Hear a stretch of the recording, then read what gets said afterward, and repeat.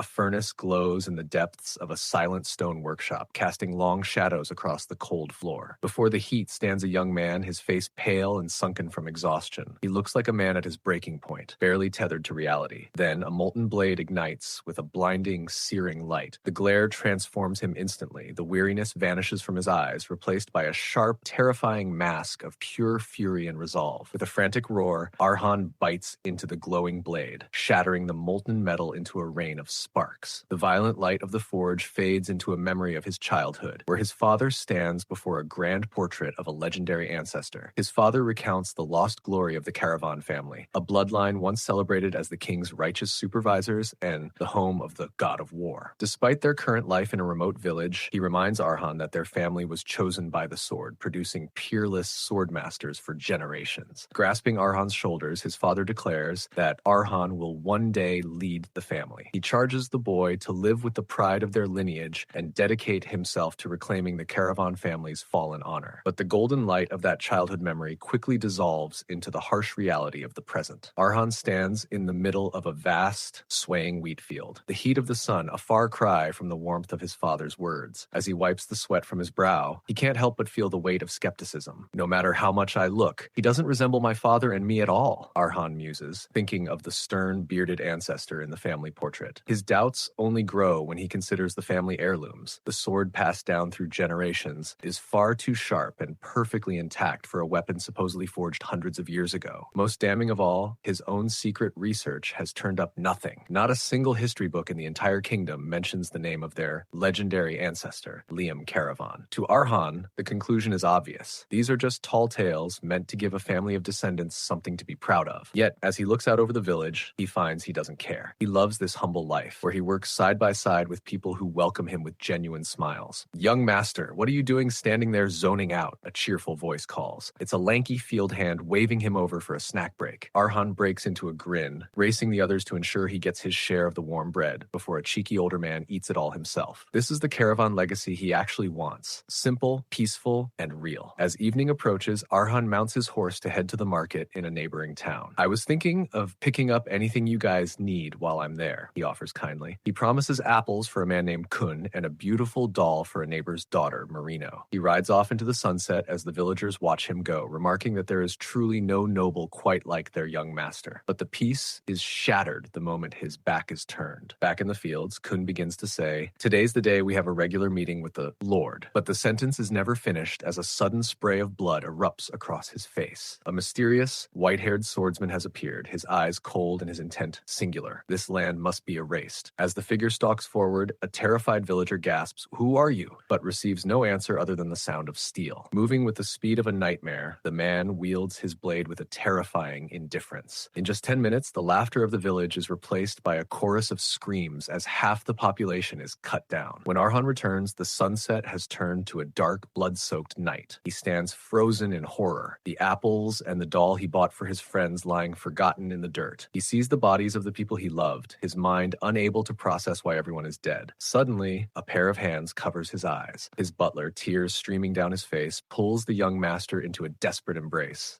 "Don't look, young master," the butler sobs, shielding him from the sight of the village that was erased without a trace by a single disaster, a swordmaster. Under the cold, indifferent glow of a full moon, the Caravan Manor, once a symbol of quiet nobility, stands as a silent tomb. The grand entrance doors swing open to a nightmare. The pristine marble floors are stained with deep streaks of blood and littered with the bodies of those who served the family. Amidst this unexpected disaster, Arhan wanders through the halls in a trance of pure shock. He stands over the lifeless body of a housemaid, his breath hitching in a sharp, terrified gasp as the reality of the slaughter finally pierces his mind. Just as the weight of the tragedy threatens to crush him, a fleeting glimpse of hope appears through the gloom. "Arhan!" a voice cries out. His mother rushes toward him, pulling him into a desperate, sobbing embrace. For a moment, the warmth of her arms brings a surge of relief, but the peace is short-lived. Arhan looks over her shoulder to see his father, the Lord of Karavan, kneeling in the wreckage. The man is broken, staring at his blood-stained hands and the devastation of his home, whispering, "Why?" over and over as the true scale of the tragedy begins to unfold. The source of this horror reveals himself with terrifying stillness, the white-haired Swordmaster. Having wiped out half the caravan territory in an instant, he stands before Arhan's parents, but for some reason, he does not strike them down. Instead, he delivers a cold ultimatum. "I will return in a month. If you wish to live, leave this place with everyone by then." Arhan's father, trembling with a mix of rage and impotence, demands to know what crime they committed to deserve such an erasure. The Swordmaster's response is hollow and devoid of malice. "I am just following orders." In the days that follow, the weight of responsibility and the helplessness of his position break Arhan's father. He descends into a feverish state, clutching old texts and reciting the ancient oaths of the caravan line, swearing to be the iron-blooded guardian, even as his world crumbles. Realizing the end is near, Arhan's mother makes a heartbreaking choice. She instructs the butler to prepare a carriage to take Arhan as far away as possible. When Arhan begs her to come with them, she looks away with a sad, final smile, stating that his father cannot leave, and, as his partner, she must remain by his side until the very end. In their final moments together, she grips Arhan's shoulders and forces him to look at the portrait of their legendary ancestor. "The stories your father told you are not true," she says firmly, her voice trembling. She labels the tales of invincible protectors as history filled with lies and begs Arhan for a singular, desperate promise. "Promise me you'll never pick up a sword in your life. Promise me you'll survive. Don't even think about revenge." As the butler drags a screaming Arhan toward the waiting carriage, his mother stands alone in the moonlight, her last words a haunting whisper, "I love you, my child." As Arhan is forcibly dragged away, he screams for his mother one last time. The butler grips him tight, insisting, "You must go, young master," as Arhan reaches out toward the shrinking figure of his mother in the dark woods. Her final tearful blessing hangs in the air. "I love you, my child." The scene shifts back to the manor's library, where Arhan's father stands amidst scattered books. Arhan's mother enters, telling him to stop suffering alone and promising to stay by his side until the end. Meanwhile, the butler drives the carriage away, calling the Swordmaster a natural disaster, and telling Arhan he must accept this tragedy to live on. However, Arhan refuses to run. He leaps from the moving carriage, reasoning that the Swordmaster is still just a man who will die if an arrow pierces his heart. Arhan reveals a crossbow loaded with deadly poison. Returning to the manor, he finds his father's head impaled upon the family flagpole and his mother lying dead below. In a blind rage, Arhan fires his crossbow, screaming, "I'll kill you! Die!" The Swordmaster doesn't even move to strike. He simply releases a monstrous wave of pressure. The killing intent is so sharp that Arhan vividly imagines his own throat being sliced open. Paralyzed by the sheer terror of the vision, he collapses to the ground,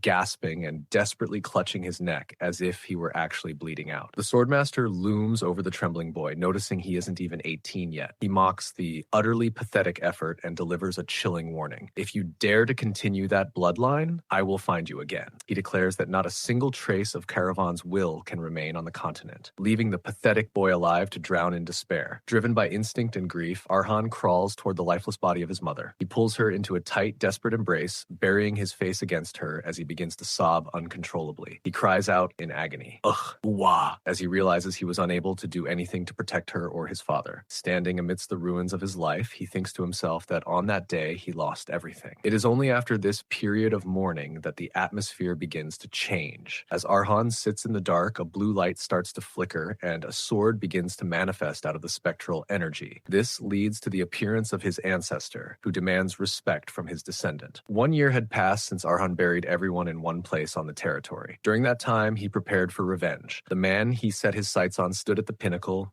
considered the strongest blade on the continent, a protector safeguarding the kingdom's peace, a righteous guardian who destroys evil, a transcendent being with the most brilliant talent among all swordmasters. Master of the 10 Swords, Carlos. That was the name and reputation of the man who took everything from Arhan, and even now, everything about him remained a mystery. Arhan spent his days surrounded by scattered documents, old records, and fragments of erased history. Again and again, the same questions clawed at his mind. Why did he kill my family? Who was truly behind it? What secret did the caravan name hold? No matter how deeply he searched, no answers emerged. History itself seemed hollow, stripped clean. Yet one truth was unavoidable. Every life of caravan that was so emptily extinguished would never return. As despair weighed down on him, his eyes stopped on something strange among the records, something that did not belong. The portrait of his ancestor. His breath caught. But wait, what is this? Doubt crept in as he questioned whether he had truly gone mad from chasing an unsolvable mystery. Then something unbelievable appeared before him. A blue light erupted, violent and overwhelming, filling the space with an oppressive presence. Energy surged and condensed, forming the shape shape of a sword radiating ancient power, and from within it, a figure revealed itself. The pressure alone made it impossible to dismiss as illusion. A commanding voice echoed through the air. "Show respect, Arhan Karavan, my descendant." What Arhan had thought was nothing but lies now stood before him in the form of the legendary ancestor from the portrait. He had heard of such things. Those who suffer severe psychological trauma sometimes see visions, broken minds grasping at illusions. But the being before him was far too vivid to dismiss as such. The presence was too real, too heavy. Sensing the turmoil in Arhan's heart, the ancestor spoke, asking whether he feared he had truly lost his mind, or whether he was simply shocked beyond measure that the ancestor he had dismissed as delusion had appeared. If this situation was reality and not illusion, Arhan forced himself to ask the question that mattered most. Was this man truly the founder of the Karavan family, the strongest swordmaster in history, Liam Karavan? If he was truly the one from his father's heroic tales, why appear now? Why? Only now. Arhan's voice broke as the question spilled out, raw and desperate. The ancestor answered calmly. He said he needed to confirm it himself. Revenge, he explained, was a grueling path that should never be started unless one was prepared to abandon everything. And for the past year, he had been watching Arhan every single day, watching his obsession, watching how he never let go of the sword, not even for a moment. Despite possessing a talent Arhan himself knew was trivial and hopeless, there was one thing that never wavered, his will. The ancestor stated it plainly. Arhan's resolve had never faltered even once, and the reason he appeared only now was simple. The hatred in Arhan's eyes had finally reached the depth he desired. The ancestor continued, declaring that his patience had reached its limit. His bloodlust burned to tear apart the one who mercilessly slaughtered his descendants and the people of his territory. In the history of the continent, there existed a truth never once disproven. A swordmaster could only be killed by another swordmaster. Arhan knew this. That was why he foolishly swung his sword and vowed revenge. But even if he trained his entire life alone, he could never reach him. A swordmaster was a transcendent being beyond the category of human, a supreme realm even those called geniuses could not fathom. And among swordmasters, Carlos stood at an unreachably high place as a transcendent. Even in the ancestors' era of war, very few possessed such skill. No one in the current generation could kill him, and as time passed, he would only become greater. Arhan understood this fully. He knew how vast the gap between them truly was. Beyond difficult, impossible. Did that mean he had to watch the bastard who took everything from him become a hero, helpless again, just like before? But from this moment, the story changed. The ancestor declared that he would help him, that Arhan would become a blade sharper and stronger than Carlos, that as a Karavan he would judge that murderer. There was only one method, a sole path that only Karavan could walk. "Devour my sword," the ancestor commanded. Descendant who inherited the steel blood. The truth of the Karavan bloodline was revealed. It was mixed with human and dwarf blood. It originated from the ancestor himself, a dwarf half-breed. Though dwarven physical traits never manifested, a special ability had been passed down, the power to consume blades, more precisely, swords, and make the memories and techniques of their wielders his own. That was the source of power that allowed Karavan to produce swordmasters generation after generation, to stand tall as a great family, devouring swords to inherit power. Dwarves being friends of steel and fire was well known, but such an ability sounded absurd. Stories that only confused him. Yet truth could only be proven by results. There was no choice called hesitation. Arhan demanded to be told how to consume the sword. The method was simple. Heat the sword until the blade softened, then chew and swallow it. Arhan's thoughts spiraled. He might be trapped in a nightmare. He might have gone mad. He might be possessed by a phantom. But if there was even the slightest chance, I will do it. The moment the heated blade met his mouth, agony erupted. His body convulsed as guttural sounds tore from his throat. Pain ripped through him as molten steel burned its way inside. A scream exploded from his lungs as fire consumed him. His body arched violently, trembling as sparks and molten light burst outward. Everything blurred. Pain, fire, consciousness collapsing together. Remember, the word echoed. Remember, again and again. Remember. Arhan's body convulsed as the agony deepened. His vision shattered. His breath broke. His consciousness threatened to slip away, but the command carved itself into his mind, forcing memories to surface. His path, his losses, his hatred. Through burning flesh and broken breath, Arhan forced himself back. Even if it killed him, he would succeed. He would become one, a swordmaster, the one who would kill him. Arhan jolts upright as a scream rips from his throat, his body instinctively bracing itself for agony that never arrives, and in the stunned silence that follows, he realizes he is alive. Not merely alive, but completely unharmed, without a single injury anywhere on his body. He checks himself again and again, his breathing uneven, because the pain he remembers is unmistakably real. The sensation of chewing heated steel, the burning as it tore down his throat, the agony that felt as if it would rip him apart from the inside. That suffering was not imagined, and yet, despite all of it, his body stands intact, restored, as if nothing had happened. Doubt briefly creeps into his mind, and he wonders if everything everything that occurred yesterday was nothing more than a dream, but that thought disappears the moment his eyes fall upon the proof before him. The blade is gone, and only the sword's handle remains. If it had truly been a dream, there would be no reason for only the blade to have vanished. As that realization settles in, the ancestor appears once more and speaks calmly, stating that while Arhan's body is utterly weak, his mental strength is worthy of praise. He explains that even among the ancestors of Karavan, many gave up, unable to endure the searing pain of consuming a sword,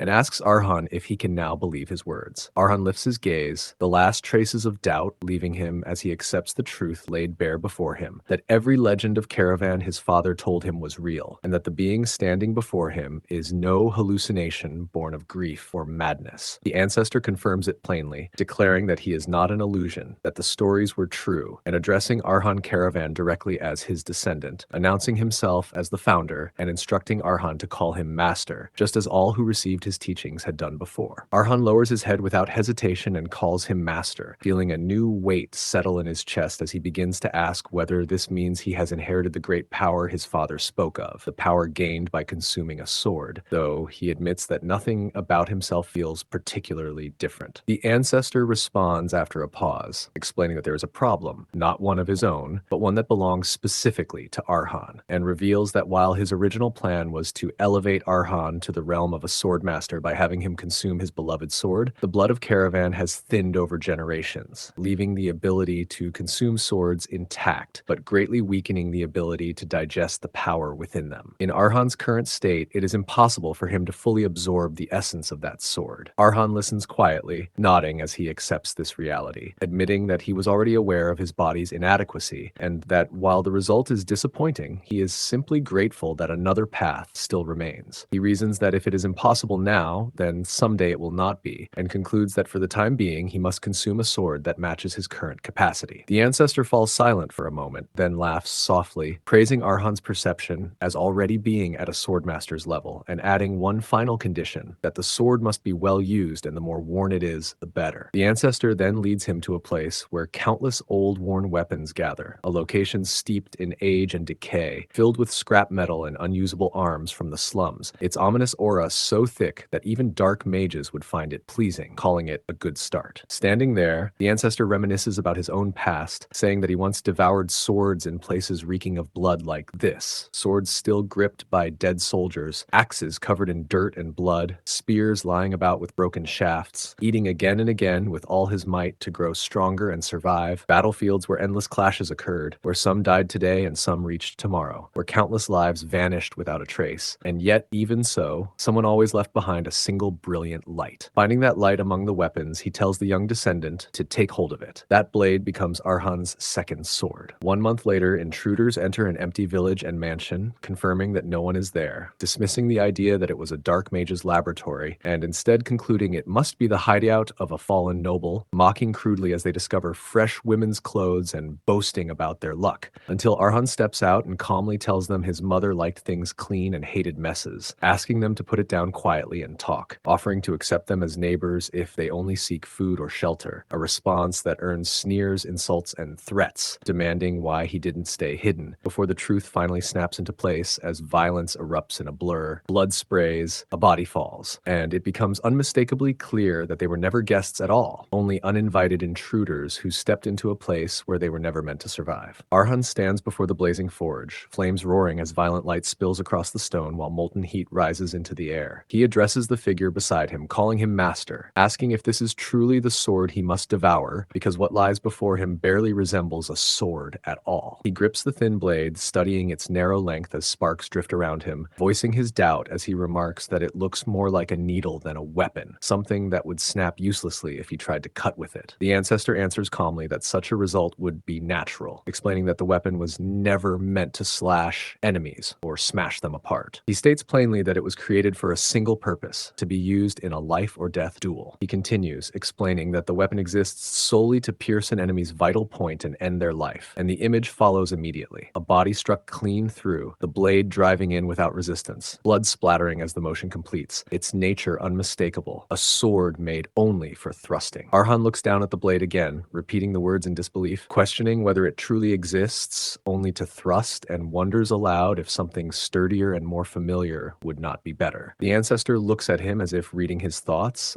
asking whether he believes a spear would be more suitable, acknowledging that such doubt is not wrong. He explains that for Arhan's weak and frail body, nothing could be more valuable than the memories contained within that sword, adding that its previous owner pierced more than 200 enemies alone before her death, all with a woman's body even more delicate than Arhan's. His voice hardens as he orders Arhan to show respect to the sword and devour it gratefully, emphasizing that while the steel itself is light, what dwells within it is a life of immense weight and solemnity. As the blade is lowered toward the flames and the heat roars louder, the meaning of his words settles heavily, and the ancestor continues, stating that by inheriting that woman's memories, Arhan will inherit everything her life contained. He tells him that by devouring the sword, he will gain many things, and the first to surface is the woman's final memory. A mansion engulfed in flames, fire climbing the walls, embers filling the night as everything she knew vanished into burning ruin. When the girl, barely 10 years old, opened her eyes, a soft voice asked if she was awake, but by then everything had already changed. Her home was gone, swallowed by fire, her parents reduced to ash, unrecognizable even in form. As she realized she alone had survived, saved by nothing more than cruel chance, the weight crushed her small chest, and surrounded by loss she could not yet understand, she whispered in trembling silence, "I wish I had died with them." After losing everything in an instant, the child was taken to a rundown orphanage, only for her world to collapse again when she learned it worshipped the goddess of fire and revered flames as salvation. For a child who had lost everything to fire, the revelation dragged her back to rock bottom. I, who lost everything to fire, must live in a place that sees fire as salvation. Even after escaping the burning mansion, she understood the truth with quiet despair. I still haven't escaped the flames. The days that followed were peacefully horrific. Within ornate halls filled with prayer and incense, whispers followed her everywhere. Questions about her face, rumors of a curse, revulsion growing with every stare. Hands clasped in false devotion, children recoiled as they whispered, "Monster, disgusting," until the words carved themselves deep into her existence. She thought, "I want to die." Every day she prayed for death, to escape the flames that covered her face when she closed her eyes, and the flames of hatred surrounding her when she opened them, until that day finally arrived. Looking back, his swordsmanship was rough and crude, yet beautiful enough to make her forget, if only for a moment, the hell filling her mind. Under moonlight, that brief beauty cut through her hatred and fear. His name was Hegel, an old swordsman and former wandering knight who had worked at the orphanage for years. Normally, she would never have dared speak to the stern old man, but she gathered her courage and asked how she could become like him, saying she wanted to learn swordsmanship, taking her first step toward living. He told her the path would not help her much in life, calling her Millie, saying it was especially useless for a girl like her, and that a blade would only hurt her, telling her to go back. But she clutched her chest and answered quietly that if she could just learn that swordsmanship, she believed she would no longer fear any fire in the world. He told her to pick anything, saying that if she could swing it, he would teach her, and she asked softly if she truly had to swing it. In that instant, inherited memory and present overlapped. The words, "That was my first thrust," belonged to the girl whose life Arhan inherited, recalling her first clumsy yet decisive kill under Hegel's guidance, her first step toward living, and in the same breath returning to reality as Arhan delivered that very thrust to the intruders, realizing they were not guests but enemies, the sword's memories flowing directly into instinct and action. The men froze as blood pooled on the floor, disbelief and panic spreading as one shouted that it had to be a joke, while Arhan stood calmly, stating there was no longer any need for conversation, the remaining intruders realizing too late that the path they stepped onto had already closed. The ancestor reflects that over the past month he taught his young descendant only stamina training, not a single sword technique. Yet the fact that such a thrust was possible proves Arhan is digesting the sword properly, and with quiet approval he calls out to him, telling the young descendant to move forward now and take his first steps as a true member of the caravan. The spot where the uninvited guest had just been pierced was neither random nor fortunate. It was a place that could only be reached by digging with absolute precision between the ribs. As the man choked and clawed at his chest, the truth became undeniable. The lung had been struck. There was no way someone like Arhan, who had no formal swordsmanship, no training, and no experience wielding a blade, could execute such a clean and exact thrust on his own. And yet it had happened without hesitation or error, leaving only one explanation lingering in his mind, that this precision did not come from him at all, but from the memories and instincts of the sword's former owner, the woman whose needle-thin blade he had devoured a month ago, whose countless battles now flowed through his body as if they had always belonged to him. After that day, Millie's memories continued to unfold. Hegel taught her many things, not through any orderly theory or formal system, but through experience carved into his body body over a lifetime of wandering. He taught her how to stand properly, how to grip a sword so it would not betray her hands, how to fight when retreat was no longer an option, and above all, how to survive. His swordsmanship was not something written down or neatly passed on. It was raw and unrefined, shaped by endless roads, duels, and near deaths, carrying within it the romance and freedom of a true wandering knight. Those fragments of living knowledge took root within her, becoming instinct rather than instruction. Within that way of wielding the blade existed a strength that was unspeakably beautiful to one young girl who had once feared fire above all else. To her, the sword was not merely a weapon or a tool for survival. It was proof that something born from suffering could still move forward without being consumed by it. And so, without hesitation or doubt, she came to truly love Hagel's sword. Someday the day will come when you leave this place. When that day comes, please go out into the wide world. Those were his final words, spoken softly as his strength faded, a last lesson given not with steel but with his life itself. He told her she was the end of his journey, that he was glad it was her who stood there in the end, and with her name on his lips, he thanked her for everything. As Melly watched him go, holding on to the warmth he left behind, she whispered her farewell in silence. Rest in peace, Hegel. Following Hegel's final teaching, she left the orphanage and went out into the world alone, carrying with her only what he had given. Before long, she began to make a name for herself as a mercenary known more for results than words. Whether it was because she wielded a strange, needle-thin sword, or because she was a young woman in a field dominated by men, rumors followed her wherever she went. Battles ended swiftly, enemies fell with a single, precise thrust, and whispers spread from town to town. In time, those whispers formed a title, the Suing Gypsy. This was the digestion the master had spoken of, her memories flowing directly into him, not as distant recollections, but as living voices that spoke from within. In that instant, her past surged through his consciousness, heavy with countless moments where life had hung by a thread. He heard them clearly now, broken voices choking on fear, desperate breaths torn apart by pain, trembling words spilling out in raw panic. Spare me, please, just once. Let me live. I beg you. Those pleas echoed relentlessly, not as something he merely witnessed, but as something he inherited, carved deep into his instincts. In that moment, it became undeniable. The sword's memories were no longer hers alone. They had become his as well. He drove the blade in without hesitation, ending it decisively. When it was over, the truth settled in with unsettling clarity. This was his first kill, and yet, for a first time, it was strangely empty. No surge of triumph, no wave of horror, no shaking hands or pounding heart. As he stood there, blade still in hand, he realized nothing rose within him at all. Only a cold, steady silence, as if the act had been nothing more than a step he was always meant to take. He simply took in what remained before him, the situation itself, stripped of emotion and distraction. Moments ago, one man had underestimated him, and that single mistake created an opening he exploited without mercy. But now it was different. He was outnumbered, and he knew he could not expect the same fortune again. Logic dictated that they knew it too, and yet none of them moved. The realization came quietly and unmistakably. It wasn't strategy, it wasn't hesitation. They were terrified. He understood it at once. Then this was the moment. One of them finally broke, stumbling backward and shouting for him not to come any closer. The threat spilled out clumsily, soaked in panic rather than resolve. Rage tried to follow, desperation forcing it to the surface, but it rang hollow. Every movement betrayed the truth. He was already too late. Arhan moved before the scream could finish forming. The distance collapsed in an instant. Footsteps light and precise. The needle-thin blade slipped forward with no wasted motion, finding the opening fear itself had created. There was no clash of steel, no struggle, only a brief impact. This followed by warmth spreading across the floor. The man stiffened, trembled once, and collapsed, eyes wide in disbelief. Arhan stood where he was, blade lowered, breathing steady. No triumph rose within him. No thrill, no horror, only clarity. In his eyes, something cold and unmistakably blue settled into place. Not the gaze of a child defending himself, but of someone who had crossed a line and found no resistance on the other side. Another uninvited guest fell silent. Hegel's words surfaced clearly within him. Because she was a woman not born with overwhelming strength or stamina, time would never stand on her side. A prolonged fight meant inevitable defeat. That was why everything had to be decided on the first exchange, or at most, the second. As another enemy lunged forward with a ragged scream, Arhan felt that lesson align perfectly with the present moment, understanding with absolute certainty that this was not a battle meant to be dragged out, but one meant to be ended immediately. Pain tore through the air as bodies collided, breaths ragged and screams breaking loose, but through it all, one lesson cut through the chaos. Pierce the enemy clean through. Do not hesitate. Do not compensate for what you lack. Make what you have shine. Arhan's movement sharpened, all intent driven into a single line, a single point,